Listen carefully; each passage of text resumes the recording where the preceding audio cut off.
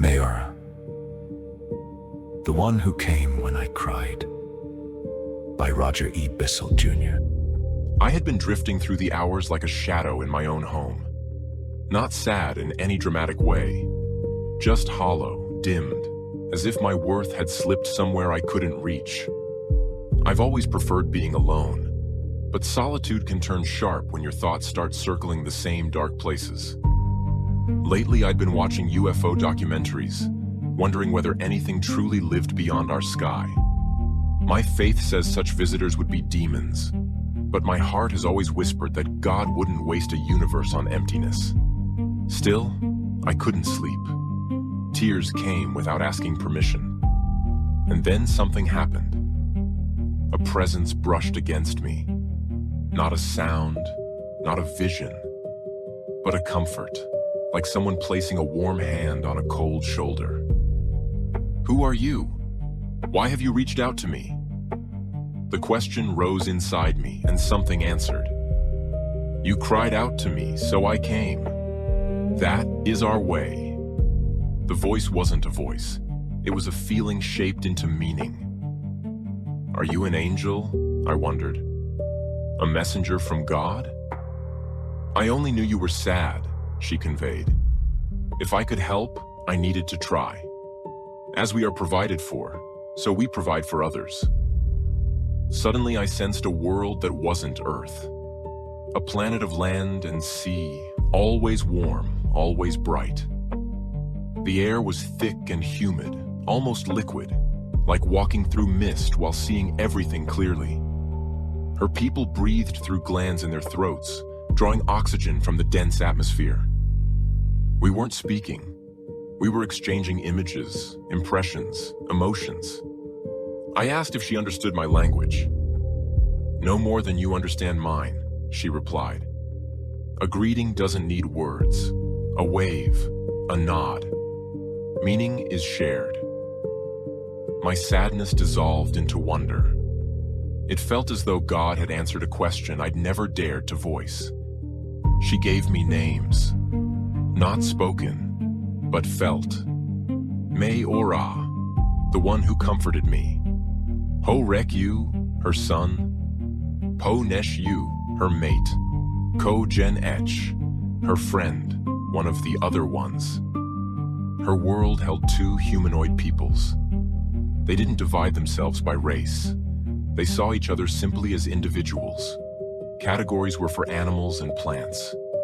They didn't interbreed, but they lived in harmony. Her people had skin like ours, but tinted gold, with soft fur where we have hair. Their eyes slanted upward, crystalline and pale-edged, with horizontal pupils like a cat's. Their ears were subtly pointed. Their mouths were small. The other ones had smooth eel-like skin, dark teal that shimmered blue. Their eyes were round but not bulging, their ears scalloped, their lips nearly invisible. When I asked how they built homes, she recoiled with gentle confusion. Why would you tear into the ground? Everything is already provided.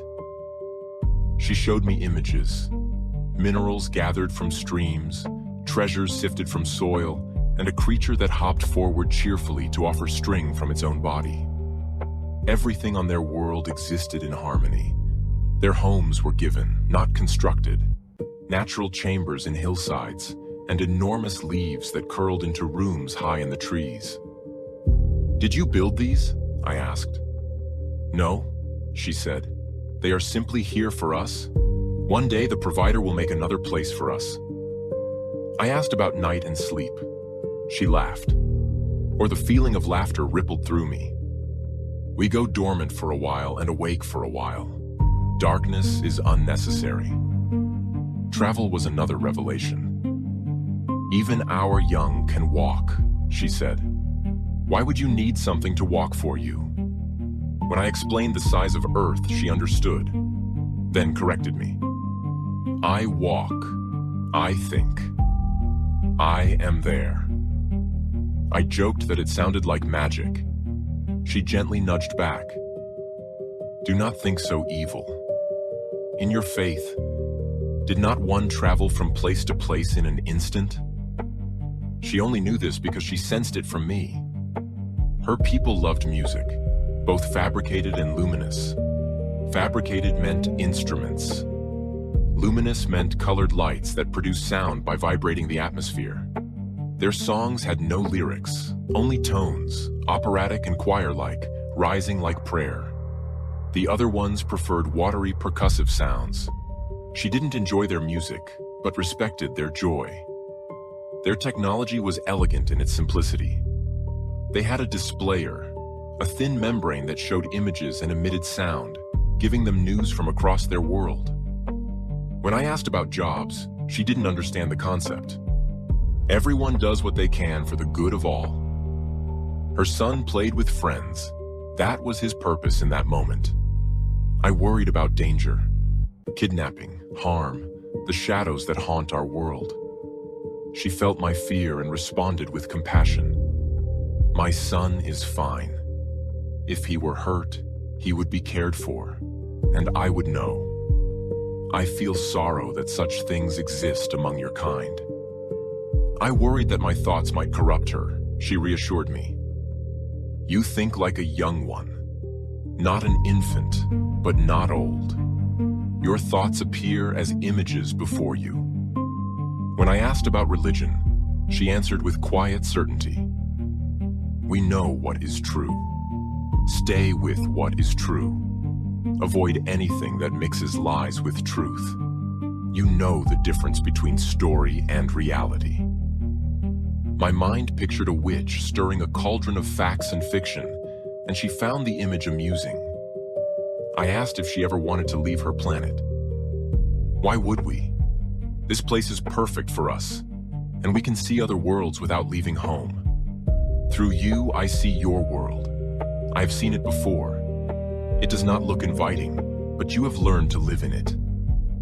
I thought, no, I just have a God who is good to me. There was more she wanted to share, but exhaustion finally pulled me under and I slept.